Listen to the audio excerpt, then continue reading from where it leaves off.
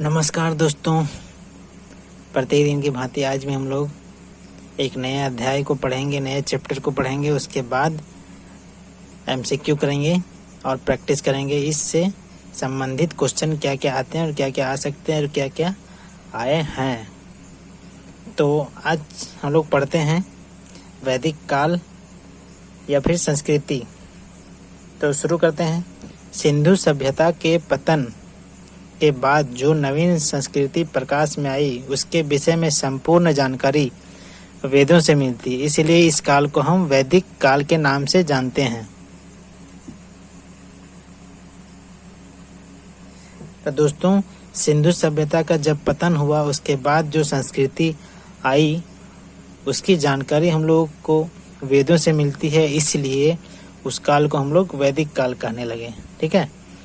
यह सभ्यता अपनी पूर्ववर्ती हड़प्पा सभ्यता से काफ़ी भिन्न है। मतलब इसके पहले जो हड़प्पा सभ्यता था और अभी वैदिक जो सभ्यता है उसमें काफ़ी अंतर पाया जाता है। और क्या क्या अंतर पाया जाता है उसमें तो हम लोग पढ़ ही लिए थे, अब इसमें पढ़ेंगे तब मालूम चलेगा कि क्या क्या अंतर मिलता है। इस सभ्यता के संस्थापक आर्य थे, आर्य लोग, इसलिए कभी कभी इसे आर्य सभ्यता भी कहा जाता है। तो इसे वैदिक सभ्यता, वैदिक काल या आर्य सभ्यता भी कहते हैं। यहाँ आर्य शब्द का अर्थ है कि श्रेष्ठ, उत्तम, अदात, अभिजात्य, मतलब फिर कुलीन, उत्कृष्ट एवं स्वतंत्र आदि।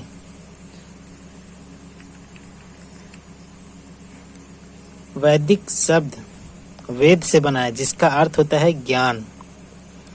वैदिक काल को दो भागों में विभाजित किया जाता है। पहला हो गया ऋग वैदिक अथवा पूर्व वैदिक काल, जो 1500 ईसा पूर्व से 1000 ईसा पूर्व तक माना जाता है। और दूसरा है उत्तर वैदिक काल, जो 1000 ईसा पूर्व से 6000 ईसा पूर्व तक माना जाता है। तो पहला हम लोग पढ़ेंगे ऋग वैदिक काल, 1500 ईसा पूर्व से 1000 ईसा पूर्व। सिंधु सभ्यता के विपरीत वैदिक सभ्यता मूलतः ग्रामीण थी। आर्यों का आरंभिक जीवन मुख्यतः पशुचारण का था। कृषि उनका गौण धंधा था। मतलब वो मुख्य रूप से कृषि का कार्य नहीं बल्कि पशु पालन का कार्य करते थे। कृषि गौण रूप से उनका किया करते थे। इसमें ऋग्वेद आता है, जो पहला है होताया होत्री वर्ग के पुरोहित यज्ञ कुंड में अग्नि का आघार कर वेद मंत्रों द्वारा देवताओं का आह्वान करते थे। मतलब होत्री या होता जो है पुरोहित होते थे, जो ऋग्वेद के मंत्रों का उच्चारण करते थे और देवताओं को आह्वान मतलब उनको आने के लिए निमंत्रण देते थे। तो ऋग का अर्थ होता है छंदों एवं चरणों से युक्त मंत्र। ऋग्वेद में कुल 10 मंडल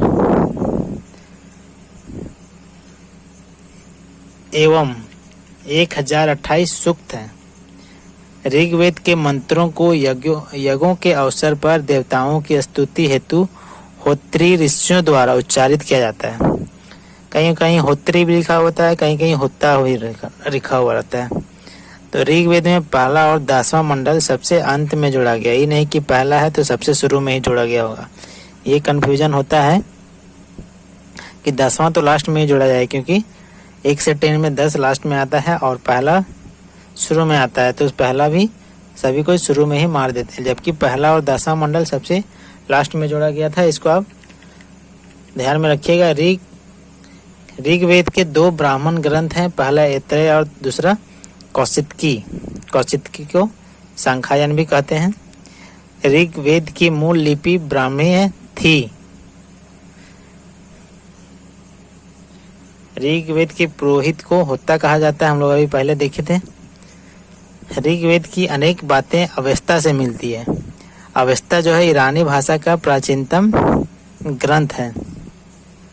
मतलब ऋग्वेद की कुछ बातें अवेस्ता से ही मिलती है, जो ईरानी भाषा का प्राचीनतम ग्रंथ है। सर्वप्रथम वर्ण शब्द का उल्लेख ऋग्वेद में ही मिलता है। आर्यों को गौर वर्ण तथा दासों को कृष्ण मतलब काला या कृष्ण वर्ण कहा गया है। ऋग्वेद के 10वें मंडल के पुरुष सूक्त में सर्वप्रथम शूद्र शब्द का उल्लेख मिलता है। आगे देखते हैं, दूसरा है यजुर्वेद। यजु का अर्थ यज्ञ। इसमें यज्ञों के नियमों एवं विधि विधानों का संकलन मिलता है। तो ये सब याद रखने वाली बात है कि यजुर्वेद में क्या चीज का संकलन मिलता है, तो नियम एवं विधि विधानों का। यजुर्वेद के मंत्रों का उच्चारण करने वाले पुरोहित को अध्वर्यु कहलाता है। इसके 2 भाग हैं, शुक्ल यजुर्वेद और कृष्ण यजुर्वेद। शुक्ल यजुर्वेद को वाजस्नेयी संहिता के नाम से भी जाना जाता है। यजुर्वेद के प्रमुख जो उपनिषद हैं वो कठ है, श्वेताश्वर है और मैत्रायनी है। उपनिषद को याद रख लीजिएगा। श्वेताश्वर उपनिषद में पहली बार मोक्ष की चर्चा मिलती है।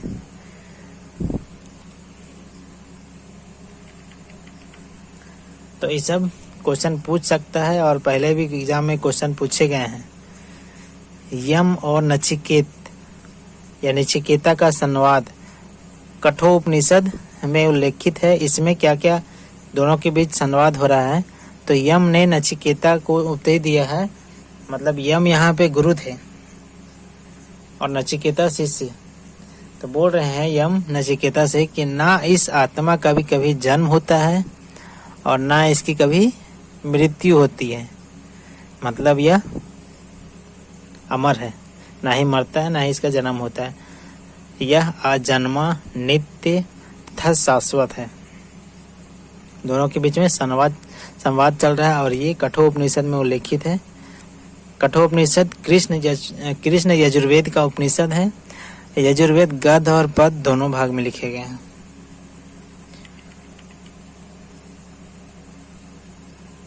सामवेद, साम का शाब्दिक अर्थ है गान। इसमें मुख्यतः यज्ञों के अवसर पर गाए जाने वालों मंत्रों का संग्रह है। इसे भारतीय संगीत का मूल भी कहा जाता है। तो इसमें साम का अर्थ है गान। सामवेद में मुख्यतः सूर्य की स्तुति का मंत्र है। सामवेद के मंत्रों को गाने वाला उद्गाता कहलाता है। याद रखिएगा, सामवेद के प्रमुख 2 उपनिषद है, छंदोग्य और जैमिनीय। मुख्य ब्राह्मण ग्रंथ है इसका पंचवीस। 2 उपनिषद, 1 ब्राह्मण ग्रंथ। और इसके जो गाने वाले हैं मंत्र उसको उद्गाता कहते हैं। 4th नंबर है अथर्ववेद। इसकी रचना सबसे अंत में हुई। इसमें 731 सूक्त, 20 अध्याय और 6000 मंत्र हैं। अथर्ववेद में परीक्षित को कुरुओं का राजा कहा गया है। तो परीक्षित को कुरुओं का राजा कहा गया है किसमें? अथर्ववेद में। इसमें ब्रह्म ज्ञान, धर्म, समाज निष्ठा, औषधि प्रयोग, रोग निवारण, मंत्र, जादू टोना आदि का वर्णन है। अथर्ववेद का एकमात्र ब्राह्मण ग्रंथ है गौपथ। याद रखिएगा, इसको पूछ सकता है, पूछा भी गया बहुत सारे एग्जाम में। इसके बाद अन्य तथ्य क्या क्या हो सकते हैं? ऋग्वेद, यजुर्वेद तथा सामवेद को वैदत्रयी या त्रयी के नाम से भी जाना जाता है, तीनों को। इसमें अथर्ववेद नहीं है, कभी कभी कंफ्यूजन के लिए दे देगा।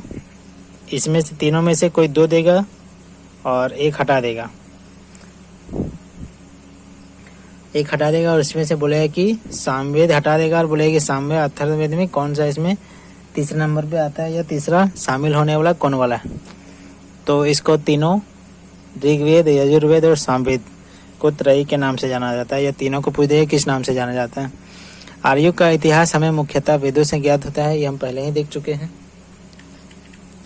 आरंभिक आर्यों का निवास पूर्वी अफगानिस्तान और पंजाब में तथा पश्चिमी उत्तर प्रदेश के सीमावर्ती भूभागों में था।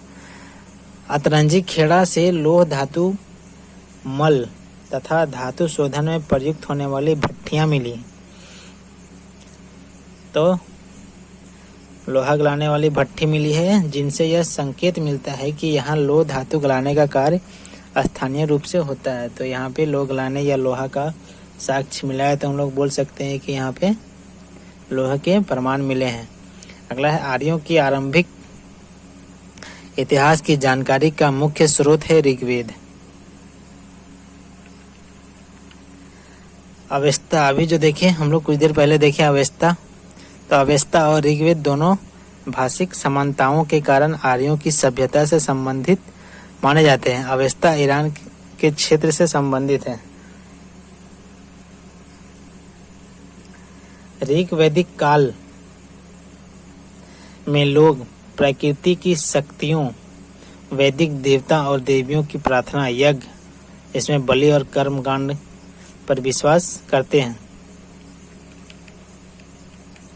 वैदिक काल में जीविका उपार्जन हेतु वेद वेदांग पढ़ाने वाले अध्यापक को उपाध्याय कहते थे।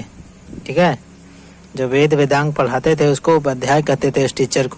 आचार्य गुरुकुल की स्थापना करके अपने शिष्यों के द्वारा दक्षिणा स्वीकार कर लेता था।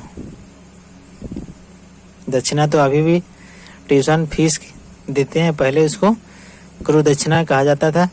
ऋग्वैदिक काल की दूसरी सर्वाधिक पवित्र नदी सरस्वती थी। ऋग्वेद में सरस्वती को नदीतमा यानी नदियों का प्रमुख कहा गया है। ऋग्वैदिक काल की सर्वाधिक महत्वपूर्ण नदी सिंधु का वर्णन कई बार आया है। मतलब ऋग्वैदिक काल में सर्वाधिक महत्वपूर्ण जो नदी है वो सिंधु नदी है, और दूसरी सर्वाधिक महत्वपूर्ण नदी कौन है? सरस्वती, जो अभी हम लोग देखे। तो सिंधु का कई बार वर्णन किया गया है ऋग्वैदिक काल में। इसके अतिरिक्त गंगा का ऋग्वेद में 1 बार जिक्र मिलता है और यमुना का 3 बार जिक्र मिलता है, तो इसको भी ध्यान में रखिएगा। ऋग्वेद काल में नदियों की संख्या 25 बताई गई है। वैदिक संहिता का क्रमानुसार होगा वहाँ पे। वैदिक संहिता का क्रम क्या है? क्रम पूछ देता है। वैदिक संहिता पहले आया है ब्राह्मण, उसके बाद आरण्यक और फिर उपनिषद। ऋग्वेद में नदी सूक्त में व्यास नदी, इसको विपाशा भी बोला जाता है, प्राचीन नाम को परिगणित नदी कहा गया है। ऋग्वेद में आर्य निवास स्थल के लिए सर्वत्र सप्त सैंधव शब्द का प्रयोग किया गया।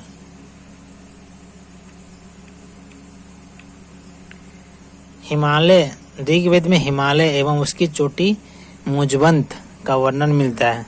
तो ऐसे में पूछ देगा कि हिमालय की किस चोटी का वर्णन ऋग्वेद में मिलता है, तो आंसर हो जाएगा मुजवंत। अब ऋग्वेद के मंडल और उसके रचयिता कौन कौन है देखते हैं। सब एक ही साथ है, ताकि आपको पढ़ने और नोट्स बनाने में या इसको पीडीएफ चाहिए तो आप कमेंट कर सकते हैं, सब्सक्राइब करें। और उसके बाद चलिए देखते हैं ऋग्वेद के मंडल, उसके रचयिता। तो पहला मंडल है जो प्रथम मंडल, उसके रचयिता है मधुछंदा या मेधातिथि इसको बोलते हैं, दोनों एक ही नाम है। फिर द्वितीय मंडल के रचयिता कौन है? गृध समद। फिर तृतीय मंडल के रचयिता है विश्वामित्र। चौथे मंडल के रचयिता है वामदेव। पांचवें मंडल के रचयिता है अत्रि। छठे मंडल के रचयिता है भारद्वाज। सातवें मंडल के रचयिता है वशिष्ठ। और अष्टम मंडल के रचयिता है कण्व एवं अंगिरस। नौवें मंडल के रचयिता है सोम देवता और अन्य ऋषि इसमें आते हैं, एक नहीं है, बहुत सारे हैं। फिर दसवां मंडल विद्रा, इंद्र, सची और अन्य हैं। अब ऋग्वैदिक कालीन नदियाँ और उसका प्राचीन नाम क्या है, ये बहुत ही इम्पोर्टेंट है, इसको जरूर से जरूर याद कर लीजिए, क्योंकि मिलान करने के लिए देगा ही देगा। तो चलिए देखते हैं नदी और उसका प्राचीन नाम क्या है। सतलज को सतुद्री या सुतुद्री कहा जाता था पहले। फिर रावी को परुसनी, चेनाब असिकनी, झेलम वितस्ता, व्यास को विपाशा कहा जाता था, गोमल को गोमती, काबुल को कुब्भा, घग्घर दृष्टद्वती, गंडक को सदानीरा, कुर्रम को क्रोमू, सिंध को सिंधु, स्वात को सुवस्तु, तो ये सब बहुत ही इम्पोर्टेंट है। सरस्वती और घग्गर नदियों के मध्य का जो प्रदेश है वो अत्यंत पवित्र माना जाता है, जिसको ब्रह्मावर्त कहा जाता है। तो कौन सी नदी दो है? सरस्वती और घग्गर नदी का क्षेत्र जो है उसको पवित्र माना जाता है और ब्रह्मावर्त इसको कहा जाता है। काबुल, कुर्रम, गोमल एवं सुवस्तु ये नदियां अफगानिस्तान में बहती हैं। तो यहाँ में से एक हटा देगा और ऑप्शन में वही उड़ा दे देगा और 3 अन्य नदियां दे देगा और बोलेगा कि इसमें कौन सी नदी अफगानिस्तान में बहती है। तो इसलिए इसको याद कर लीजिएगा।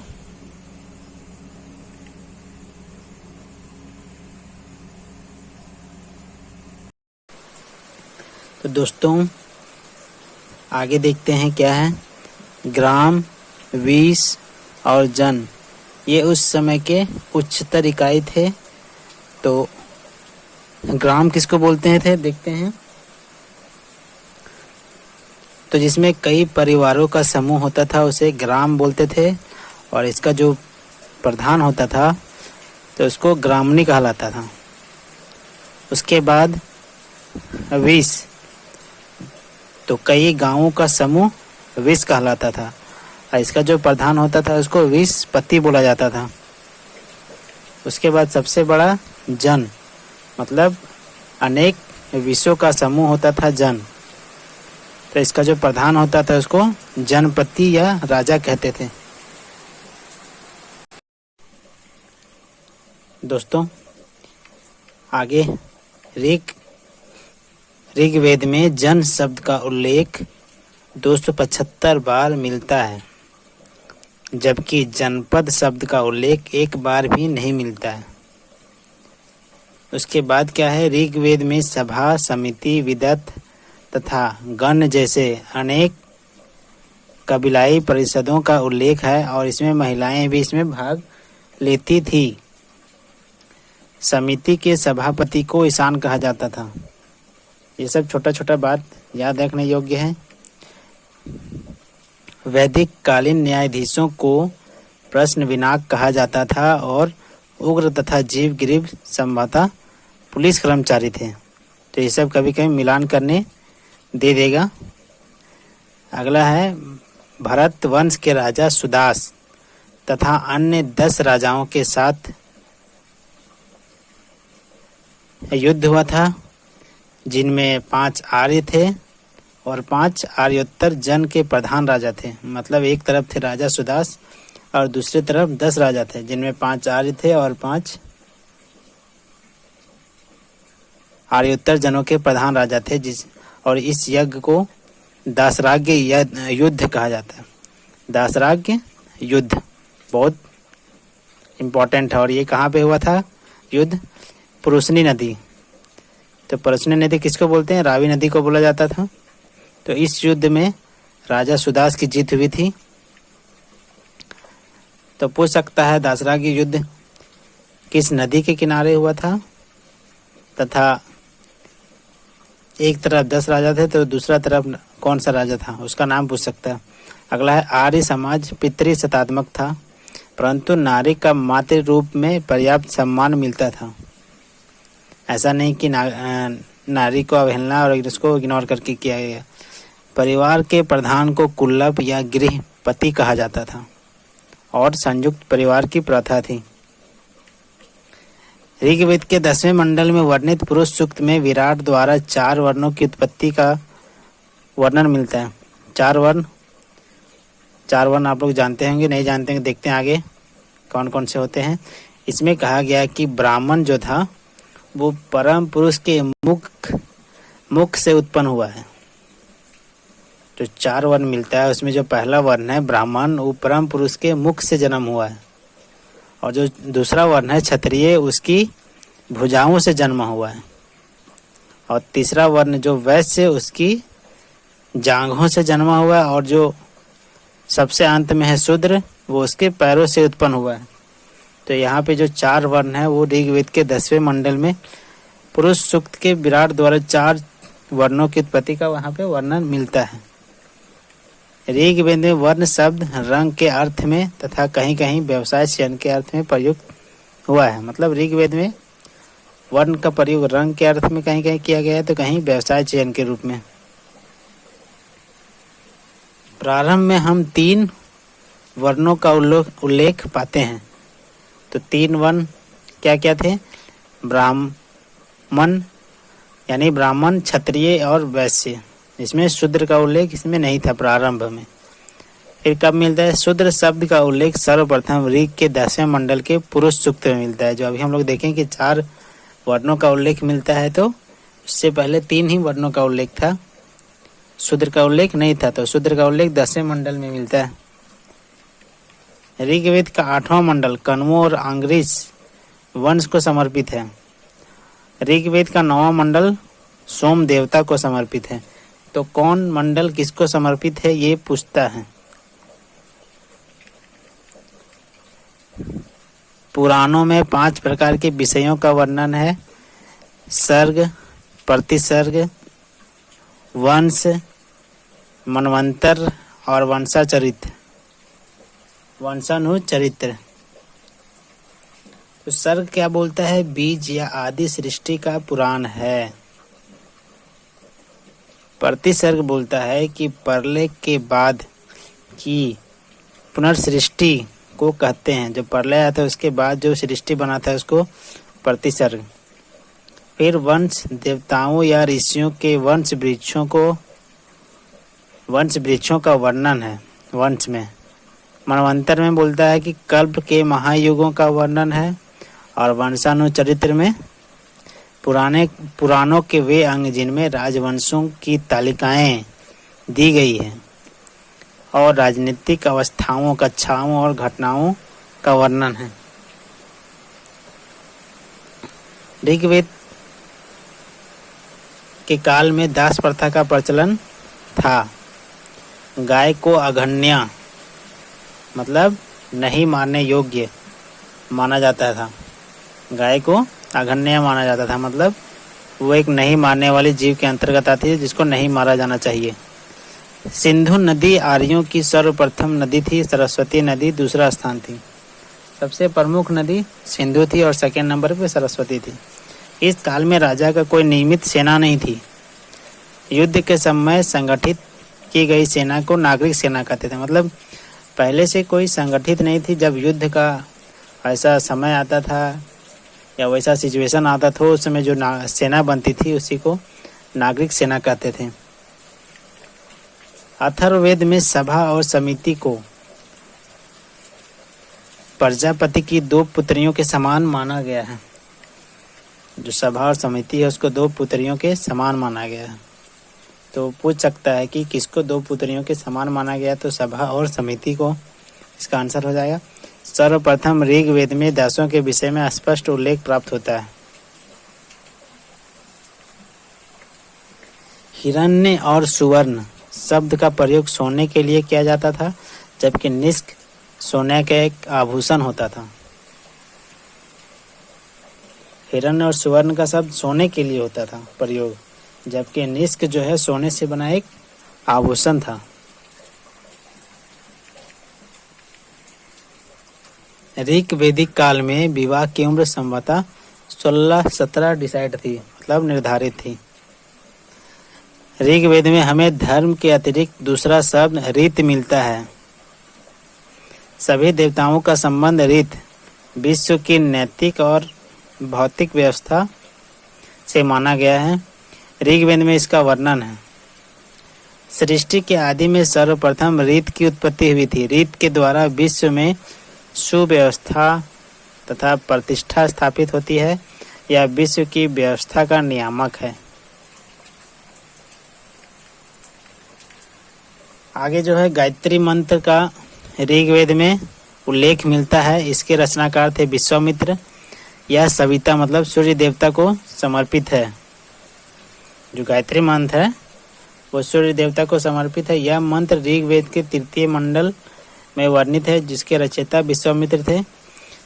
अगला है श्रीमद् भगवद गीता मौलिक रूप से संस्कृत भाषा में लिखी गई थी। यह प्राचीन धार्मिक ग्रंथ महाभारत का ही एक भाग है।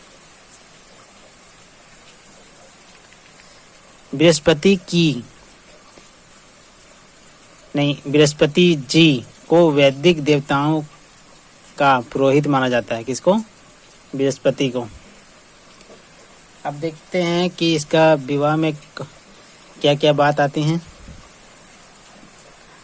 तो उस समय ऋग्वैदिक काल में जो समाज में बाल विवाह प्रचलित नहीं थी, अंतर जातीय विवाह होते थे, मतलब दीर्घ काल तक तथा आजीवन अविवाहित रहने वाली कन्याओं को अमाजु कहा जाता था। क्वेश्चन पूछ सकता है कि ऋग्वैदिक काल में आजीवन विवाहित रहने वाली कन्याओं या लड़कियों को क्या कहा जाता था? तो अमाजु। अगला है पुनर्विवाह भी होते थे। विधवा स्त्री अपने देवर या अन्य पुरुषों से विवाह कर सकती थी। विधवा विवाह मतलब होते थे पहले। शतपथ ब्राह्मण में पत्नी को अर्धांगिनी कहा गया,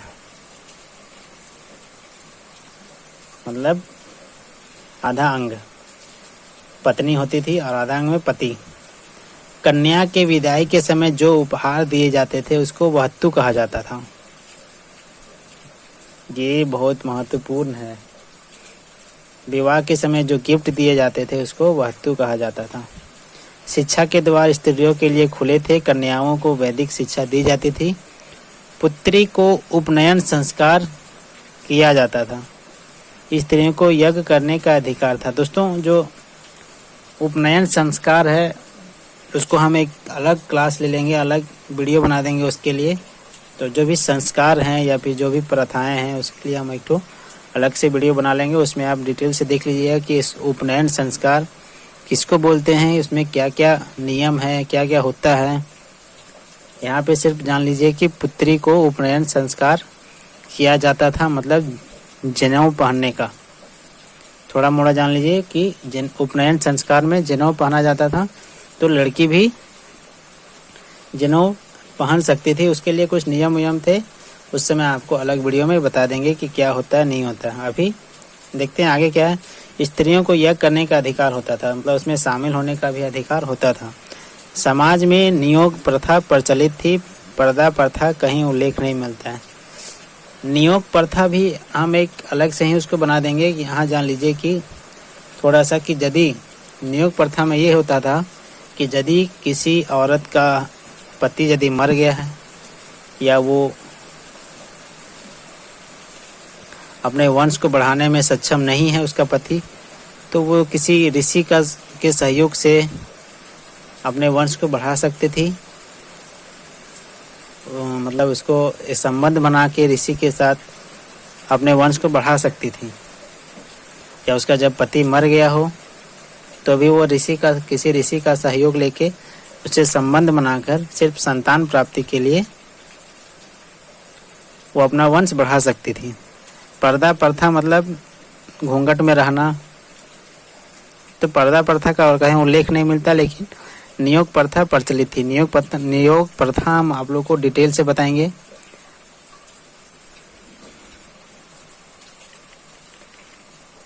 तो ये विवाह का हो गया। अब आर्थिक जीवन में क्या क्या हुआ करते थे, क्या क्या, तो देखते हैं। कृषि योग्य भूमि को उर्वरा अथवा क्षेत्र कहा जाता था। ऋग्वेद में गव्य तथा गव्यति शब्द चारागाह के लिए प्रयुक्त किया गया है। वास्तव में आर्यों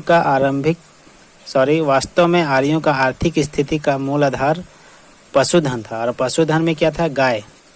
तो गायों मुद्रा की भांति समझी जाती थी। उस समय जो पशुधन था उसको गाय को मुद्रा के रूप में समझा जाता था। और अधिकांश जो लड़ाइयाँ होती थी वो गायों के लिए ही लड़ी जाती थी, क्योंकि गायों को यदि आपके पास बहुत ज़्यादा गाय रहती थी तो उस समय आपको आर्थिक संपन्नता से परिपूर्ण माना जाता था। ऋग्वेद में उल्लिखित समुद्र शब्द मुख्यतः जल राशि का वाचक है। व्यापार जो है पनी नामक लोगों के हाथ में था। व्यापार वस्तुतः वस्तु विनिमय द्वारा होता था। विनिमय के माध्यम के रूप में निष्क का भी उल्लेख है। वैदिक काल में सोने के हार को निष्क कहा जाता था और इसको कहाँ पहना जाता था? गला में। वैदिक काल में प्रचलित लोकप्रिय शासन प्रणाली वंश परंपरागत राजतंत्र प्रणाली थी।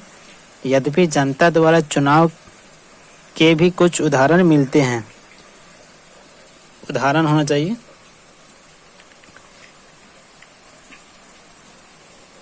प्रजा द्वारा राजा को दिया जाने वाला अंश, चढ़ावा या कर को बलि कहा जाता था। जो जनता के द्वारा जो राजा को दिया जाता था उसको चढ़ावा बोल सकते हैं, अंश भी बोल सकते हैं या कर बोल सकते हैं, तो उसको बलि कहा जाता था। अधिक ब्याज लेने वाले जो ऋणदाता थे उसको बेकनाट कहा जाता था। रई यानी संपत्ति की गणना मवेशियों से होती थी, पशुधन से ही। घोड़ा आर्य समाज की अति उपयोगी पशु था। ऋग्वेद संहिता के मूल भाग कृषि हेतु 3 ही शब्द प्राप्त हुए हैं: उर्दर, धान्य और संपत्ति। ऋग्वेदिक धर्म में ऋग्वेदिक देवकुल में देवियों की नगण्यता थी। मतलब सिर्फ देवताओं का वर्णन मिलता है, देवियों का उतना नहीं। सभी देवता प्राकृतिक शक्तियों के प्रतीक थे। आर्यों के देवताओं की 3 श्रेणियां थी।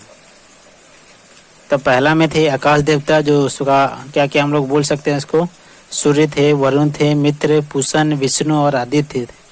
जबकि अंतरिक्ष के देवता में इंद्र, रुद्र, वायु, मरुत और पृथ्वी के देवता के अंतर्गत अग्नि थे, सोम थे, पृथ्वी, बृहस्पति और सरस्वती।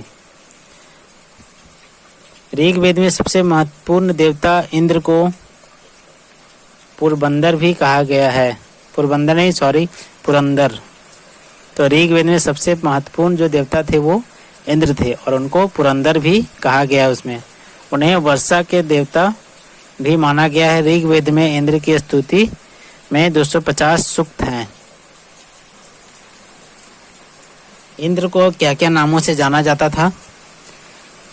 रथेष्ट, कुशल रथ योद्धा, विजेंद्र, महान विजेता उसका मतलब, पुरंदर, शत्रुओं के पूरों यानी किलों को नष्ट करने वाला, सोमपाल, सोम का पालन करने वाला, सत्रक्रतु, ऐसो शक्ति धारण करने वाला, वृत्रहन, वृत्र राक्षस का संहार करने वाला, और लास्ट में है मधवा, दानशील होने के कारण।